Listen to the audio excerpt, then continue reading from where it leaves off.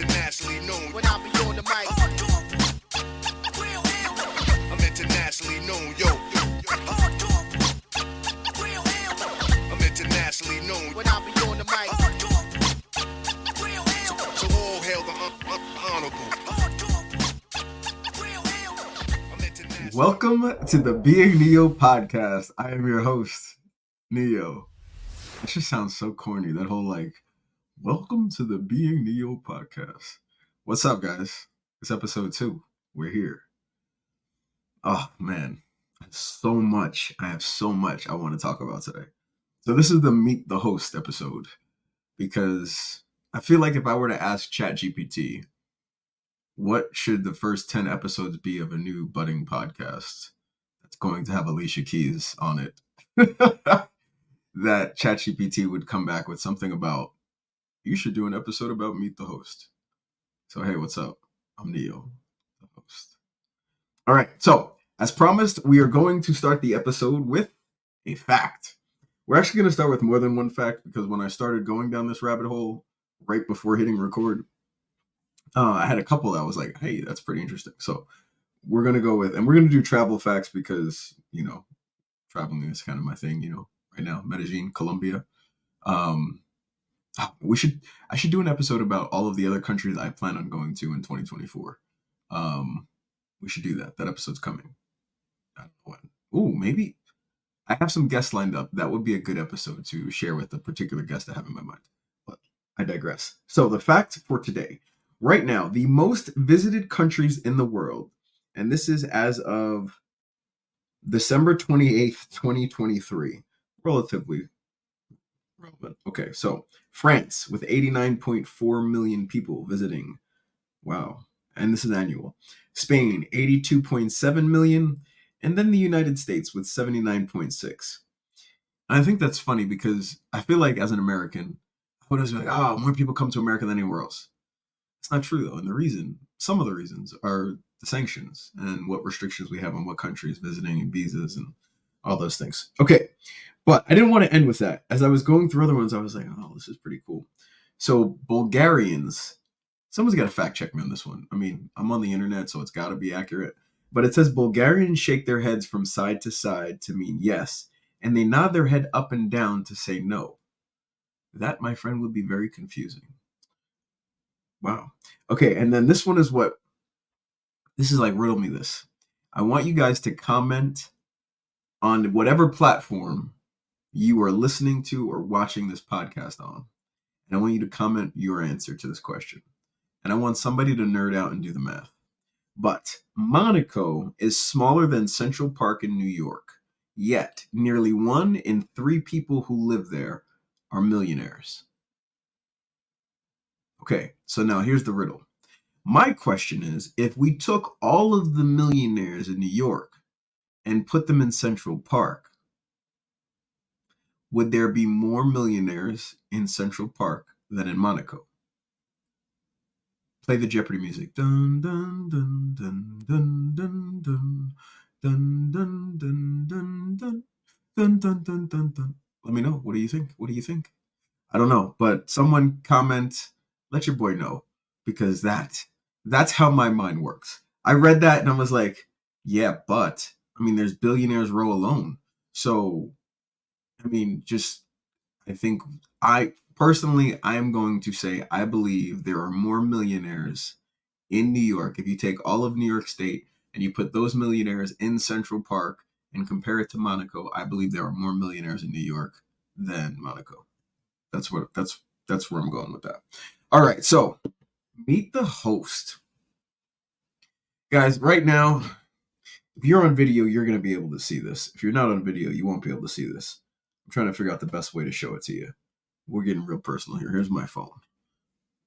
Oh, let's do this again. There's my phone. Can you see that time? Is it focused in on that? The time says 2:51. It is 2:51 in the morning, people. You know what's crazy? I hate working out at night because I can't sleep because I'm up.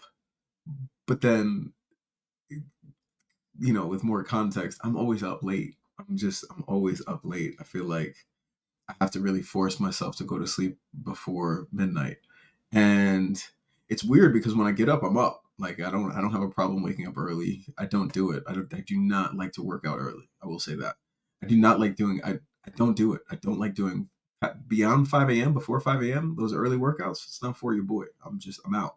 I did that from 14 years old through college. I'm not a fan. Surprisingly enough, though, I do feel like I still work overnight. I used to say I would never work the overnight shifts because I hated it. My sleep patterns were always off. But here we are, 3 a.m. What's your boy doing? Working. Um, so one of the reasons I like doing it at this time, like recording right now, when I'm recording, obviously when we do the live podcast and when I have guests on, we'll be working around their schedule. But for me, I like this point in time because I like to get my mind right to connect with you. I said in the first episode, I want to connect. I want to inspire, change, hope, new. I want to inspire you to be the new version of yourself, the best version of yourself. I want to inspire you to change your life for the better, and however that is. With that said, though, I want to do that through connecting. I want to take friends, my past hurts, pains. I want to share my heart with you, and I really like doing that when I'm relaxed. What do I mean by that? What do I mean by that? So for me, when during the day, I'm running. Like from the time my eyes open until right now, when I'm recording this podcast at 3 a.m., I constantly have stuff to do. When people ask me, they're like, especially here in Colombia, how someone say, "Hey, what are you doing? Are you busy? Or are you done working for the day? Or are you done working?" Any of those questions, and I'm just like, people, I'm still looking for the 25th hour of every day and the 8th day of every week. So, yeah, I have stuff to do. No, I'm not done working. Yes, I'm very busy. So like when I start talking about, yeah, we can go on a date. Do you realize I have to sacrifice time? Someone said something really stupid on a reel. I want to say it was this morning. And it was something about, I don't want them to think, their time is not as valuable as mine. What? I don't listen, people. My time is more valuable than other people's time. Your time is more valuable than other people's time. This is something that people have to understand is real. Like, if you were the president of a nation, do you think you could waste 15 minutes scrolling on Instagram? And if you say yes to that, you you should stop listening to my podcast because your mind's not there. And I don't think I'm going to be the one to help you get there. But I digress. So when I get to the end of the day, and I want to sit here and connect with you and share my heart with you and share my mind and my perspectives. And it's just me talking and it's not a guest and I'm just sharing. I want to be able to be vulnerable and transparent and open. And in order for me to do that, I want to be relaxed. So I want to walk my dog and smoke marijuana. Yes, that's what I said, marijuana. Listen, I'm a Colorado resident, okay? Denver, Colorado. So I smoke. And I want to just get here, turn the mic on, sit in front of this camera, and share openly, honestly, and without inhibition because I have to. Which brings me to my next point. The sponsor of this podcast episode is Free Your Mind Store. That's www.freeyourmind.store.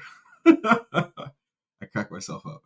But if you have not already, the designs are live on the website. The link is in bio or in the description or wherever it is that you're looking at, or listening, or watching this podcast to rep your Peace Over Everything t-shirt. And some of you may be saying to yourself right now, a Peace Over Everything t-shirt or a hoodie or a mug, but you're hesitant because you're like, I don't want to respond to the question that's going to arise from the person that is looking at me wearing this Peace Over Everything, and they're going to ask me why. And then I'm going to have to tell them, I battle depression, but right now I'm waging my war against my depression for my peace. Or, I just got divorced and I'm not really sure what the fuck I'm doing right now. So I'm searching for my peace and I'm willing to wage war to find it. Or, yeah, so everyone around me keeps dying trying to understand why it hasn't been me, because these people are far better than I have ever been, and they're not here. But I'm trying to be at peace with it. So I'm in the middle of being at war to get there. Like, whatever the thing is, I don't know. I am trying to lose weight, and it feels like a never ending battle, and everything that I'm doing is not working. And I just want to be back to my pre pregnancy weight, or my whatever weight, my high school weight, my before 30 weight, my before I became a fat ass weight, like whatever. Like I'm at war with my peace. So I'm trying to wage war for it because it feels like a losing battle. I don't know. I don't know what the thing is. I don't know the thing that you're fighting right now. Maybe it's because your job sucks and you're waging war to get out of bed and go to work because you need money, and that doesn't happen without working. But you're trying to create a side hustle and you don't know what side hustle or how, or I don't know. I don't know what your thing is, but yo, if I can be here at 3 a.m. to share with you the most uncomfortable aspects of my life, my perspectives, my vulnerabilities, my insecurities, my everything. You can be uncomfortable for a moment and let somebody ask you a question about why peace over everything is on the front of your shirt or mug or hoodie. Because when you answer that question for them, I promise you, they are then going to ask themselves the same question about why they don't have peace over everything on them, why they're not searching for their peace, why peace has never even been a concept they've been aware of. And with those questions and with those thoughts in people's minds, the world changes. So please help me help you. Help you help me help you. Go to the link, buy a t-shirt, a mug, or a hoodie, sponsor the show, help the show, and thank you. Because I really do want to change the world. And that sounds crazy, but this is not comfortable for me. Like, I don't have to smoke to do the show. Let me just make that clear. I don't want people to think I abuse drugs. I do not. But I do want to be able to unpack some of the thoughts that are in my mind, like the Monaco fact and then Central Park and those kind of things. While I'm on the podcast, I want to be able to recall events, the feelings, the profound feelings I had when I recall these events and share those things with you. I want to share myself transparently. That said, I started smoking marijuana when I was 38. I'm 41, so not very long.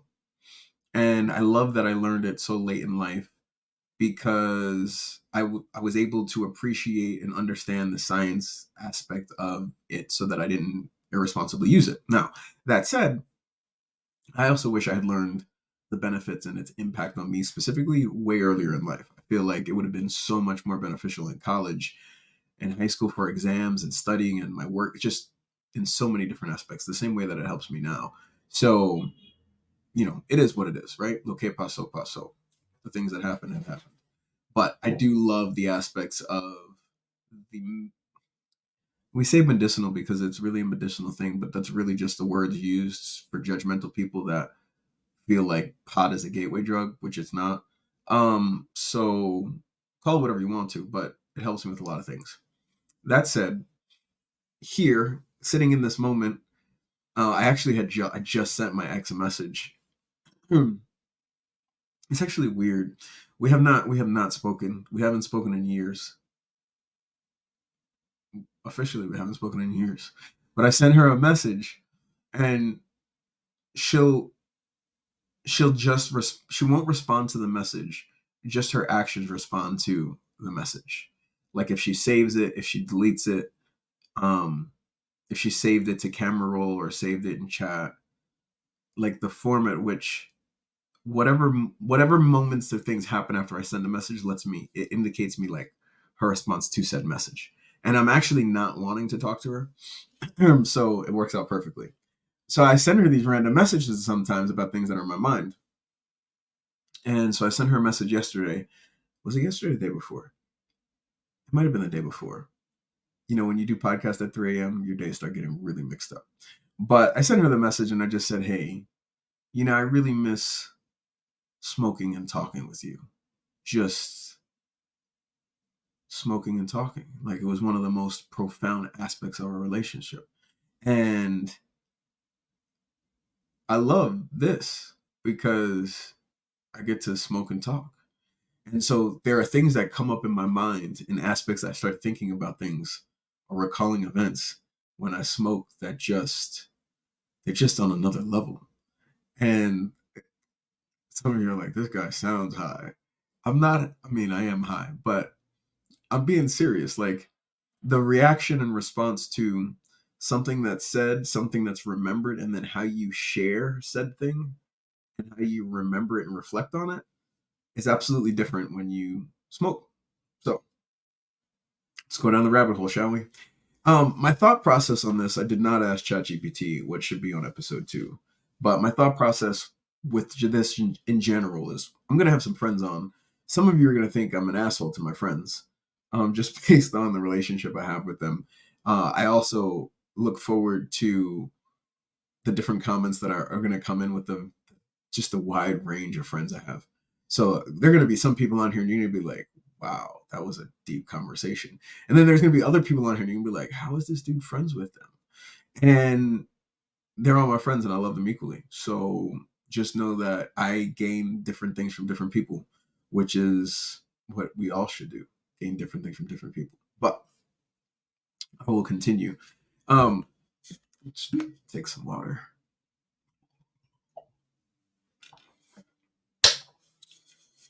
And going through I get to sit here now and smoke and talk. Going through I want to share about the host. Because with some of the random conversations I'm going to have with the very random people, I don't want you guys to not understand me, like the way I communicate my formula in looking at reviewing, having the impact of life, the things I've done. And when I tell you stories, I want you to be able to have some more context behind how in the world is that possible? And I feel like if I share some details about my life, that'll help you do that. So let's go. I was born in June. I am a Gemini, baby. And I truly, honestly believe of all the zodiac signs that Geminis are 99% accurate in every meme that has ever been created regarding Geminis. I'm not even joking. 99%. I have never met a Gemini that I couldn't be friends with, though I have met some Geminis I considered weird. Seriously. And it always blows my mind because I'm always like, what happened to you? How did you not become an actual Gemini? Like, what went wrong? I'm not even joking. Those are the questions I ask myself. So, in either case, I was born on a Thursday, Friday Eve. It is my favorite day of the week. All of these things are good to know. I was born, raised in New York. There is no experience like being born and raised in New York. And I don't mean New York like upstate New York. Upstate New York is closer to Ohio and like Pennsylvania in terms of vibes than New York, New York. Like, I'm sorry. And I have lived in upstate New York. I have spent plenty of time in upstate New York. It's not my thing. Sorry. Just it's not. So that said though, that in itself, being born and raised in New York, it adds a dynamic to life. There are just different things that you're exposed to that really make you neutral and numb in some regards, not in a bad way, to the ignorance that exists in other places because New York is such a melting pot. I love growing up in New York. Okay, so how did we get to here? Me, Columbia, doing a podcast about Being Neo, the Being Neo podcast. How the hell do I have a podcast after my name? Really? Like, what's the deal? Who am I? Who am I? I'm that guy. Um, I am weird. I'm an odd person. I do not think I am like anybody else. Matter of fact, I know I am not like anybody else. And in times in my life, that has caused me to feel extremely awkward. It's caused me to feel out of place, like everybody, I think, on this earth at some point in time, for some odd reason, has felt. For me, though, I have always liked that. I've liked it, but it's been my own to know. Meaning, I've always known that I was different, and I've liked that. But I haven't wanted to share it. I haven't felt free or open to share that. It has been something that I've kept to myself. And the more and more I share it, the more and more it benefits me and the people I share it with. So here we are, me on a microphone, in front of a camera, sharing all of this. Like, am I crazy? I feel crazy sometimes. But here we are. I smoked. We're going to talk. So, being weird and odd, I mentioned on episode 1 about the whole sit there and shut up and not having peace in that. And that basically led to me always trying to make people happy. So, and that was friends, strangers, family alike, didn't matter. So fast forward a little bit, I'm now 9 years old. My parents at the time are flying and traveling a lot to go to church conferences. My parents are very religious people. They go to these church conferences, and we live close to an airport. Obviously, we're in New York. Everyone's close to an airport. But this airport is flying private planes in and out all day. And when I say private planes, I mean like not jets. We're not talking like Lears. We're talking Cubs 182s, like nothing crazy. Cadets, okay? So, but I'm 9. I don't know anything different. And I'm thinking to myself, I want to be a pilot so that I can fly my parents to all these conferences so they can stop traveling so much. Because that would make them happy. That would make me happy. And that's what I should be, a pilot. It wasn't because I love flying. I had never been in an airplane. I had never been above a tree. Like, and the last time I was in a tree, I broke my arm in 3 spots. I have a plate and 2 pins in it now to still prove it. So like, what? Why? I've decided I wanted to become a pilot. I have no one. That's the reason. But like, your boy's a committed individual. I'm 9, okay? Committed. You know how committed? I graduated from Embry-Riddle Aeronautical University, the #1 aeronautical university in the world.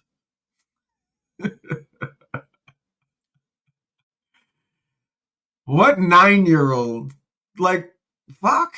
What 9-year-old decides, like, hey, I'm going to be a pilot, and then graduates college from the #1 aeronautical university in the world because at 9 they said they were going to be a pilot? The fuckery. I'm not even joking though, people. Like, seriously, like, let that sink in for a second. You want to know who I am? That's me. It's not good. It's not like, that's being overly committed, man.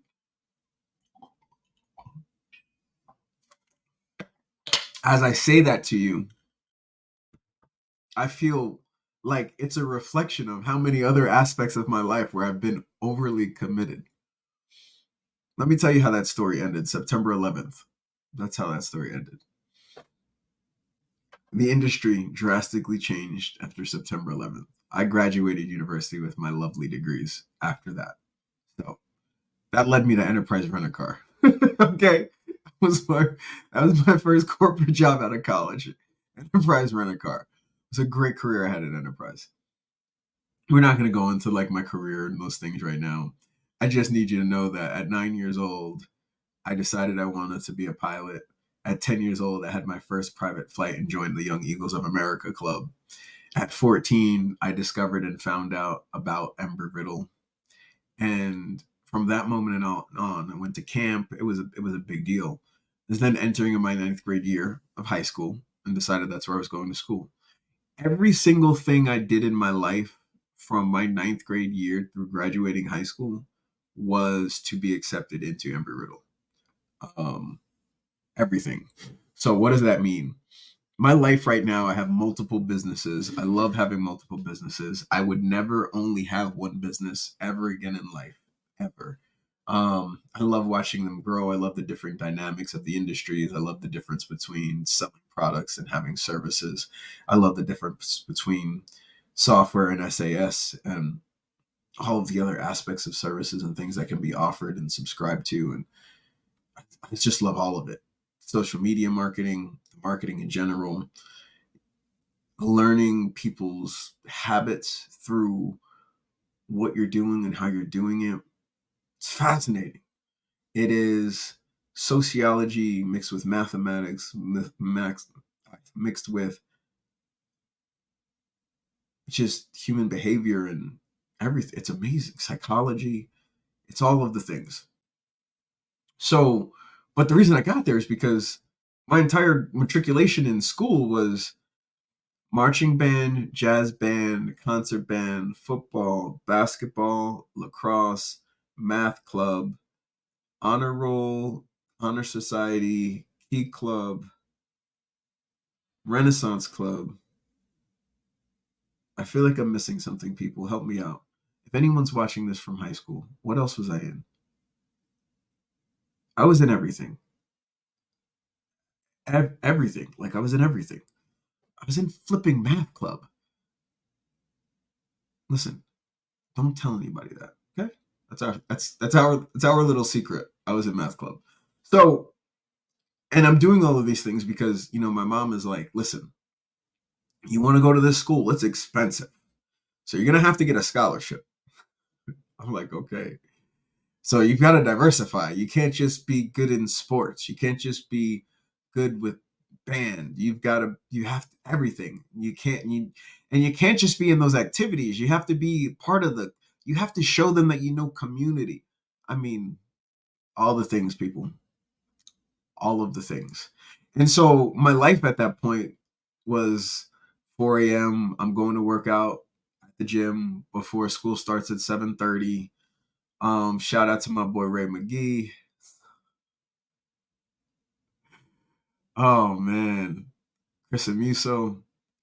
We used to we used to meet up in the morning, and we'd go to the deli. We'd get a bacon, egg, and cheese, salt, pepper, ketchup, or a sausage, egg, and cheese, salt, pepper, ketchup.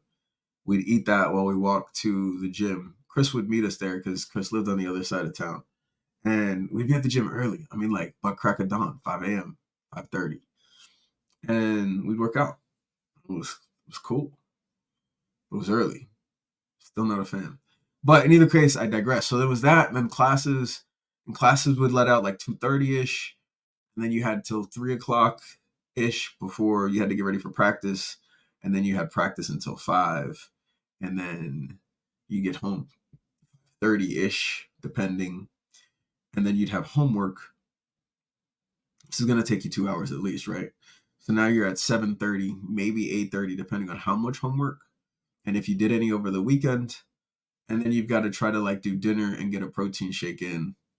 So it's like 9 o'clock, 10 o'clock, and you go to sleep. And then you wake up at 4 to start it all over again. And I would definitely wake up at 4 because I used to watch man, so Kiana's Flex Appeal used to come on, and Flex Fitness used to come on with Sean Ray and Kevin Lebroni and those guys. And I used to watch those as I was motivating myself to get to the deli to get my sausage, egg, and cheese, salt, pepper, ketchup, meet up with Ray and Chris and go lift. So that was the theme. That was life throughout high school. And then, you had band practice and concerts and all these other different things like plugged in. But I just love that chaos. There is a certain amount of calm for me in the chaos. So I do all that. I go to college. I get out of college. Now, when I'm in college, the scholarship didn't exist, okay? Your boy, I used to sleep in my car before class because I literally would work overnight at Lowe's. I would drive a forklift and stock overnight from 10 p.m. till 6 a.m. 6 a.m., I'd sleep in my car from 6 till 8 because I'd have an 8 o'clock class, 6 till 7:30 if I wanted coffee or breakfast. And then I go to class. Here's the thing. Your boy was, first off, at Embry Riddle, every single professor was from someplace else. I don't think I had one. I want to say I had to have one American professor, but most of them were from someplace else, and you had to understand them, and it was difficult. So I created this thing where I knew from the syllabus, the beginning of every semester, we could never get tested on anything that wasn't in a textbook. And for me, I'm all about fail-proof plans. Like when I ask a question or I want to know something or I'm learning something, I need to figure out in every which way and form I can learn said thing. It's the reason why when people ask me about how I learned or how I know foreign languages, I'm like, immerse yourself in the language. That's it. And there's some apps. Pimsleur is fantastic. I should see if I have let me get an affiliate link for that. If I can get an affiliate link for Pimsleur, it'll be in the description. But Pimsleur is the app I use when I want to learn new languages. Italian is the language for 2024. More on that. Let's just take a little sidebar because this is the Being Neo podcast, and right now I'm going to be myself. So I grew up basically in Little Italy, New York, like the part of Long Island in New York where I grew up.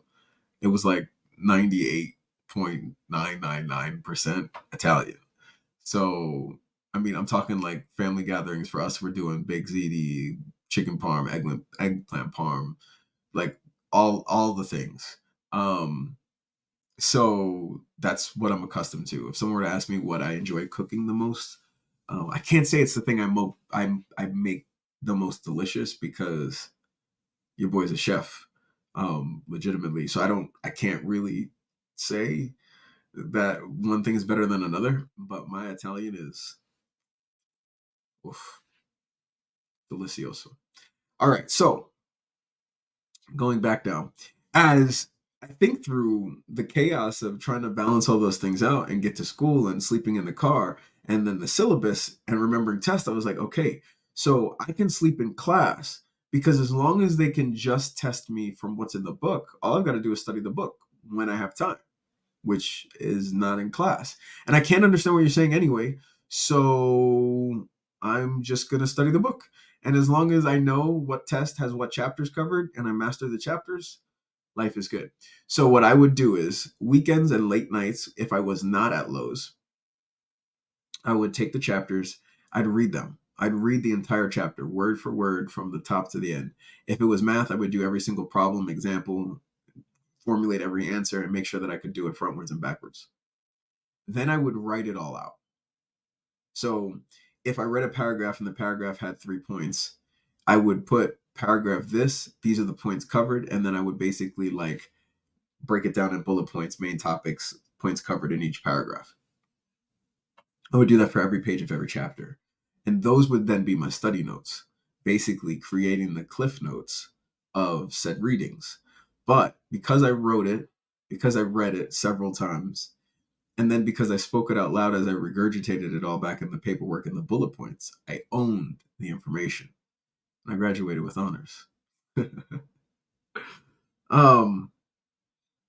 This is who I am. Like, I am always looking to figure out when my clients come to me with problems, they need to close their business because they think this, or they're trying to figure out if they should close their business, or they want to position their business to sell and they're trying to figure out whatever it is. For me, I look at it, but then I look at how do we make it foolproof? Like, how do we run the A/B testing so we can guarantee whether or not this is even a factor? Because it may not even be a factor. Love that. These are the things that are fun. This is sales for me. Oh man, sales is not about the convincing. It's about the reasons to say no. Let me say that again, because there might be a salesperson listening to this and like, huh? What are you talking about? I don't. The Art of Persuasion. That's a book. Everyone's like, oh, go read The Art of Persuasion. I don't give a fuck. I don't want to persuade anyone to buy anything. When I think about selling something to someone, and listen to what I'm telling you right now, I am a sales fucking genie. Okay. I had mentioned it. I don't know if I mentioned it in a story, if I mentioned it on the last episode of the podcast, but I was newly married. I'm never gonna say which wife is which wife because I want to give them at least that level of anonymity.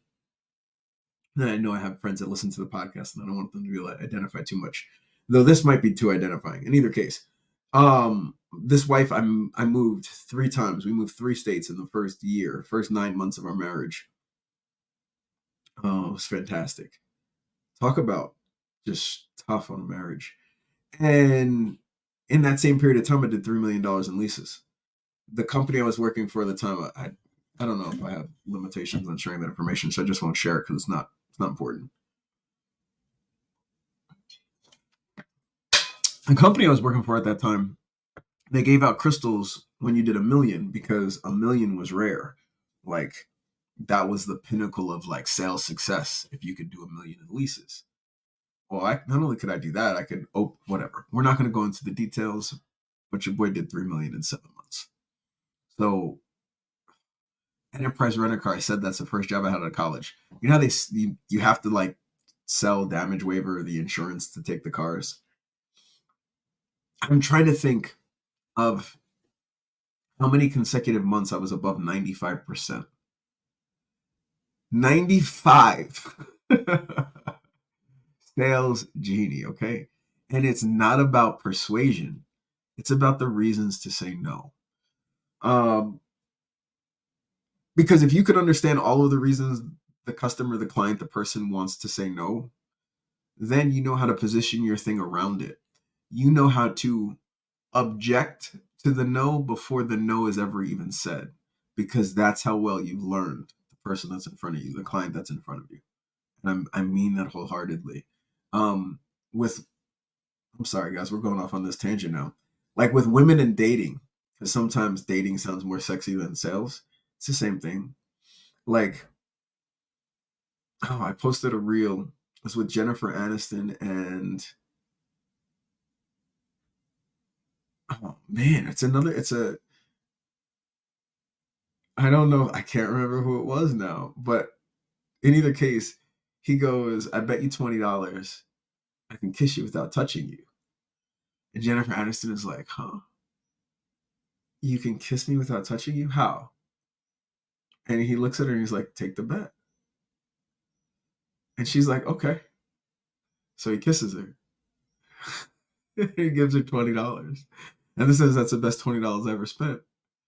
And she's looking at him like, oh, clever. And I'm thinking to myself, genius. Because he already took the objection, answered it with the solution, and then provided the only option to the said thing, which was the kiss that he wanted. And that's what sales is. That's what dating should be. If no, it's not what dating should be. Correction. It's what dating has become.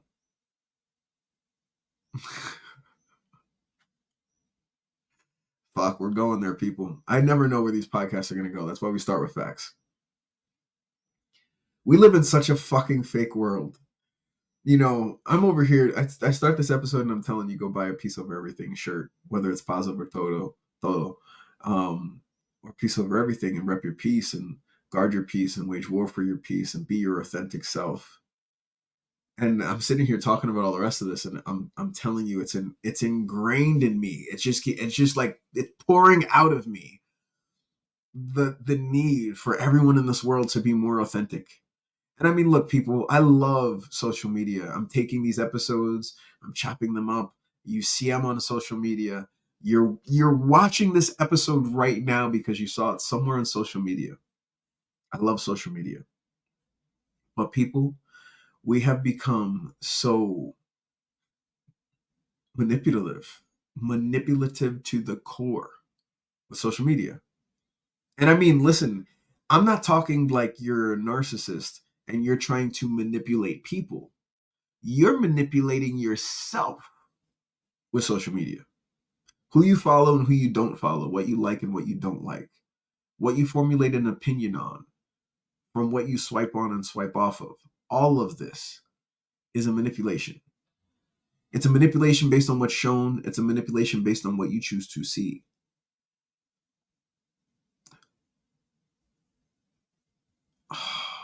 Wow. I say all the time, and I really do say this all the time, it blows my mind how in 2024, we could have more access to information than ever before. You have the internet. Look, I'm in Medellin, Colombia right now, and I don't know where in the world you're watching this podcast from or listening to this podcast from. And I mean, I have followers from all over the world. So, thinking to when I was in school in New York, during the period of time of after 5 o'clock when practice was done and getting my homework done, the time at the library, the little bit of window, that I could go to King Cullen with Eric Harder, who worked at the bakery and would give me the most amazing brownies and cake slices and Italian cookies. Shout out to Eric Harder. Thank you, brother. I will forever be grateful for those sweets. They formulated a path in my life. I promise you. 350 effing pounds. No. But I always say then I'd have to go get microfiche and read microfilms in the library for information. I remember learning to tie a tie. My dad took me to the library and I picked up a paperback book and read and followed the instructions, the drawn instructions and pictures on how to tie a tie. That's how I learned. Now we have the World Wide Web. We have artificial intelligence creating images that look like crystal clear, as if taken with the most impressive camera. And yet,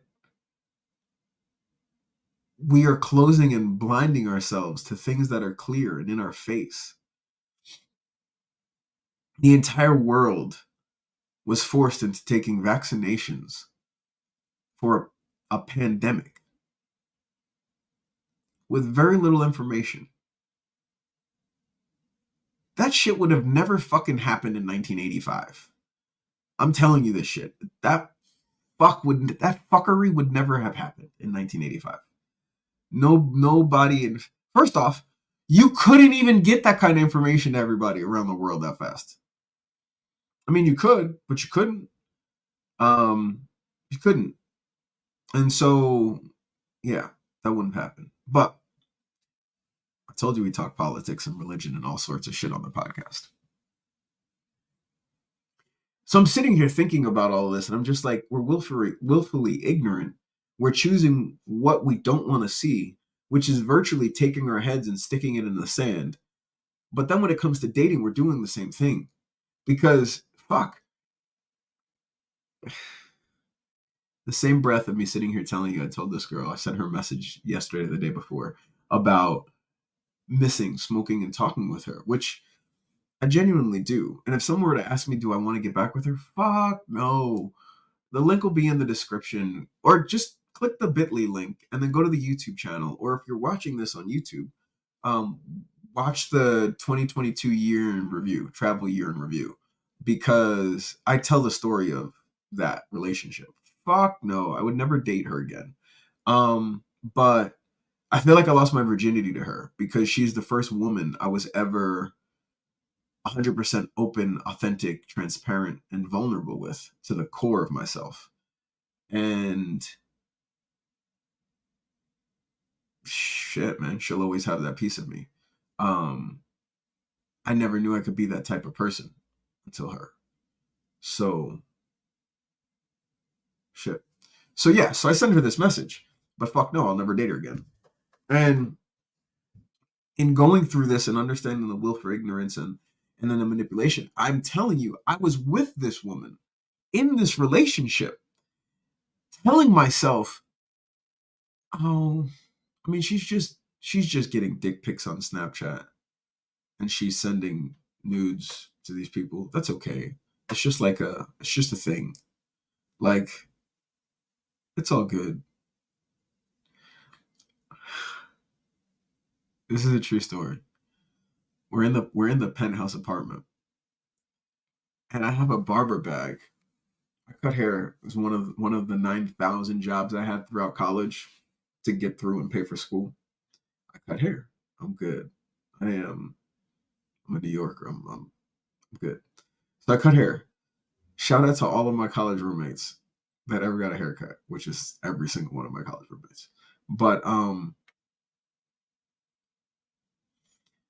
man, it's just so crazy to me. Everything comes full circle, but just life in general. So I'm going through this story thinking about her. I almost said her name and I was like, whoa, hey, come on now. I can't do that. But thinking about the dynamics of that relationship and how many times I convinced myself that it was okay.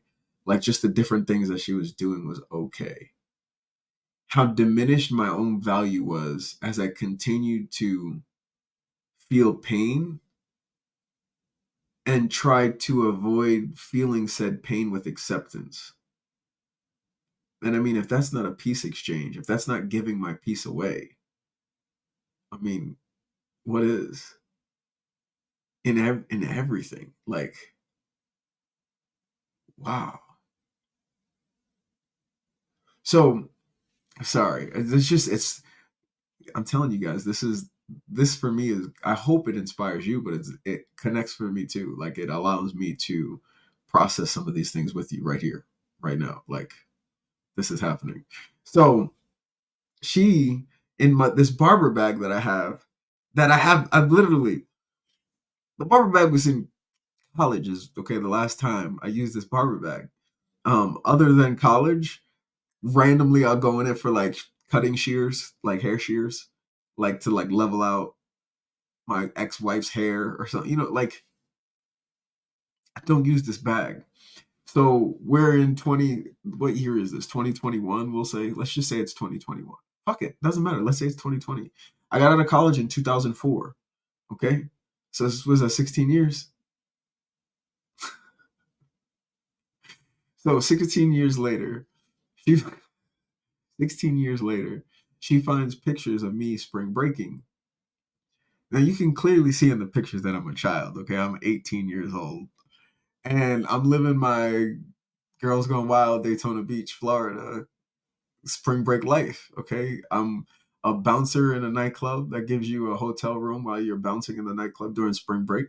And it's Daytona Beach, Florida. So spring break lasts from the first week until the last week of the month. So I'm having a good time, okay?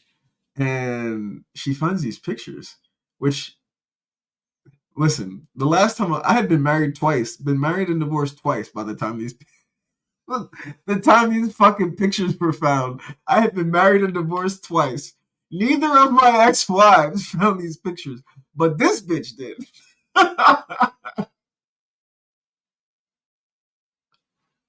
I can't make this stuff up, people. The more I think about this and remember how pissed, I mean, this fight was monumental. We're in the penthouse.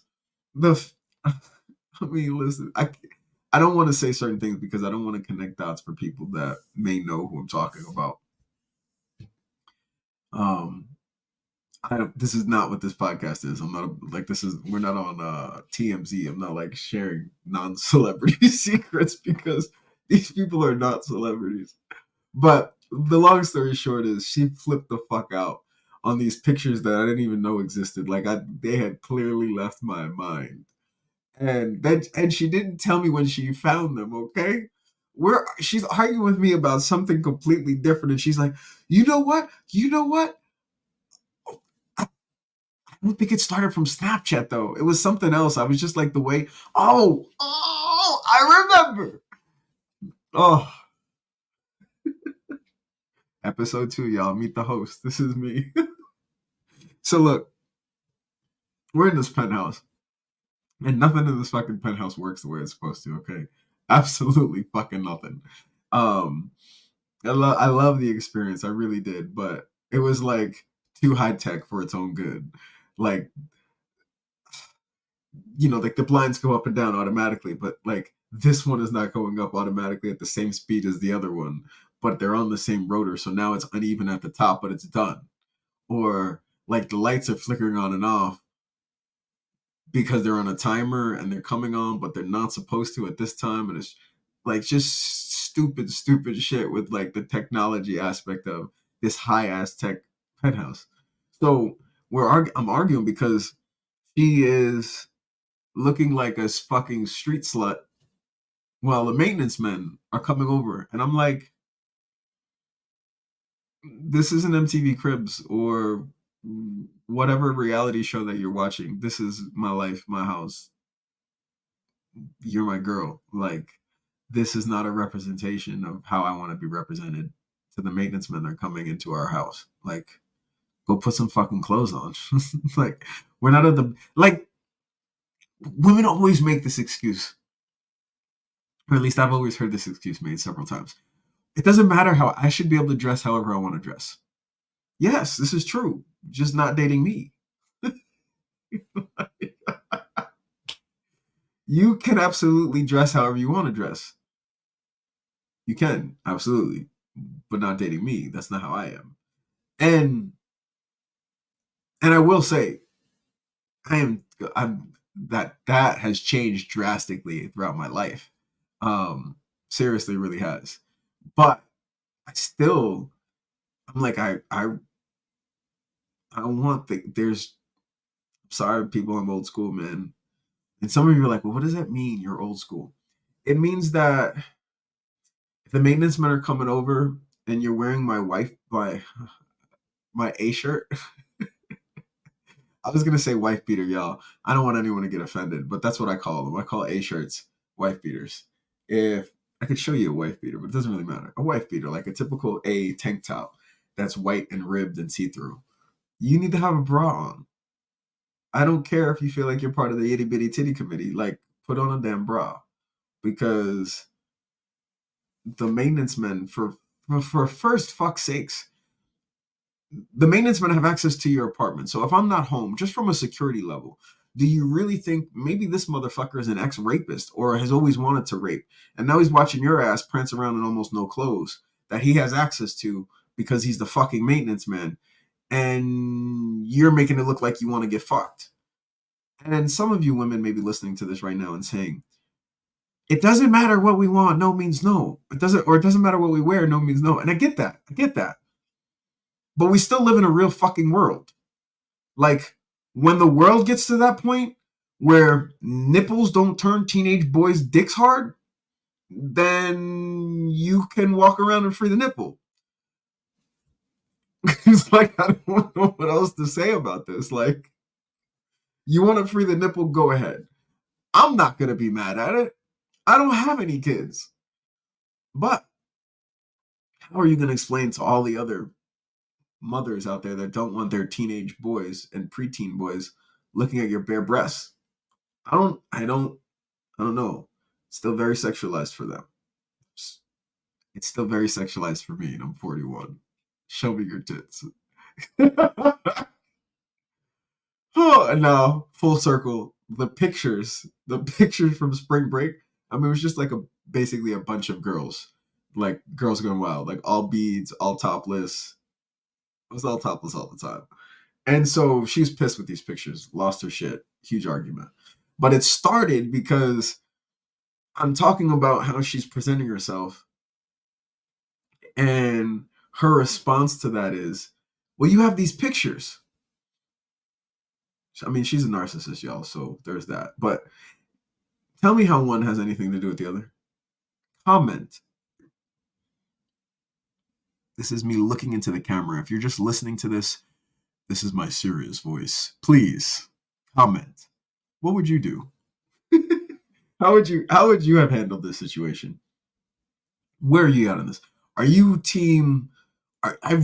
This is curiosity killed a cat and I'm ready to die. I want to know from you. Are you the type that would be okay with your woman wearing whatever she wants, as scandalously dressed as she'd like, around, say, maintenance in your apartment community? Or are you the type that feels it's disrespectful to dress inappropriately? And when I shouldn't say inappropriately, because inappropriately is my subjective perspective. With very little clothing, around mixed company. That's a better way to clean it up. What say you? What's your opinion? And I mean, listen, people, I'm open. I'd like to hear what you say. Now, here's the thing where people are going to lose their mind. Look, people, I've now been in several open relationships where I could share my partner sexually with someone else. And so some of you are probably like, wait, you want your girl to wear a bra around maintenance men, but you would share your partner with someone sexually? Yeah, that's what I said. Because it's a respect thing. Both aspects, it's a respect thing. So like sharing my partner, if my girl's having sex with other people, and that's our relationship, I'm not saying it's my preference. That's not my point. If that's the relationship, because I have been in several open relationships, then I'm cool with that. But we have to set boundaries, we have to communicate, and then we have to respect those boundaries and the communications and things we set forth. It's respect. If I'm telling you I feel uncomfortable with you wearing what I feel is minimal clothing around who could be a fucking sex offender for all I know in our home, to not incite a crime of opportunity, a crime of passion, a crime of whatever people want to fucking label it. Yeah, I'm gonna tell you that that's a lack of respect for me. It's a lack of respect for a relationship. It's a lack of respect of how long is the maintenance man gonna be here? Is that really difficult? Like, is that really something that we have to argue about or fight about? Like, what is the protest? Are we doing a free the nipple protest in our home? Is that what that means? Is that where we're at? So I digress. That relationship I gave away. Oh my goodness, talk about giving away my peace. So I say all of that to say the dating manipulations. I was going on a date the other day. Dating here for me in Colombia it's been a nightmare. It's been a nightmare because the culture, especially here in Medellin, the culture of women and dating foreigners is a little bit different than some of the areas, and a lot of bit different than dating women from like pueblitos or like the little towns. Um, so the women here in Medellin are basically looking to have several foreigner boyfriends and a local Colombian boyfriend. I'm not even joking. Um, or some way, shape, or form of that. But they're all like just trying to get in the relationship for money from a foreigner. And I live here. Like, yeah, I'm a foreigner. I make money out of the country, but I live here. So like, no, I'm not down for that. Something real happens, like cool. But then they play the game. Like you don't know if it's real or not until you're ready to sign the documents or in your apartment. Come to find out this person can't be on the apartment with you. Like that's another story for another episode. Remind me to tell you. I promise you'll learn. You'll hear that story. But so this date for me, one of the things this year guarding my peace, you know, I expressed to this particular female, I was like, hey, I feel like you could be one of these females that are just kind of interested in, fancy food places. And you're like, yes, let's go out because you want me to take you to dinner. And if that's the deal, like say that. Because sometimes I just want to go to dinner. And I'm cool with just good, sexy company. Like I'm okay with that. But if you're like acting like you're trying to get to know me and I tell you, hey, I want to go eat here, and you're like, oh, but I want to eat here. And then I'm like, okay, well, if you want, we can cancel the date and go another time because this is where I want to go tonight. And your response to that is, okay, we could just change it for another time. That lets me know that you didn't really care about spending time with me. You just wanted to go to a fancy place to eat, a place that you consider fancy. So we didn't go on that date. But my point in saying all that is like, even in that case, like the manipulation aspect of how dating happens, of how the interactions of people in general right now in 2024 is just sad. No one is being authentic. I'm being authentic right now. Here. This is it. You got me. I promise you, every time I get on here, when I be on the mic, I am so, guys, I love the intro. I have to tell you, I cannot monetize any of these videos or the podcast directly because of it, but I didn't care because that intro, again, so Rakim is from Uniondale, New York, by the way. Is he from Uniondale? I may be lying to you. He may be from Hempstead. Oh, you guys are gonna make me look this up. So now I've got to look it up. We've got to cut this episode short. But and when I say short, I mean like it's an hour already. So I feel like I can't keep going on. Where is Rakim from? I hope it doesn't just say New York because that would be a waste. Wine Dance? No way. So he's from Wine Dance. It's Long Island. It's Nassau County. So in either case, my point is me, New York, Rakim, International, when I had to, it was perfect. Guys, I really appreciate you getting on here, listening to me ramble and unpack things and go through things. The reality is that peace over everything is real, and I keep learning in different aspects, in different ways, in the different conversations I'm having with friends and strangers, and these conversations with you guys, just in how many areas I have forfeited my peace, given it away, lost it, in how many different ways that I could have fought and waged war to have it and gave up. Like, there's just so many different aspects. This world would be less ignorant. We would be stronger. We would be more united. We would be more at peace if everyone would take a moment to have the kind of uncomfortable conversation and say, I am not comfortable. I'm not comfortable with this task, this job, what you said, what you didn't say, what you're not saying, what you're not doing, what you are doing, what you're wearing, what you're not wearing, how you're feeling, what you're not expressing, what you're holding back, what you are saying that you shouldn't say. All of the things, people, that rob peace. I didn't stay up at damn near now it's 4 o'clock in the morning to have this conversation because this is not important to me.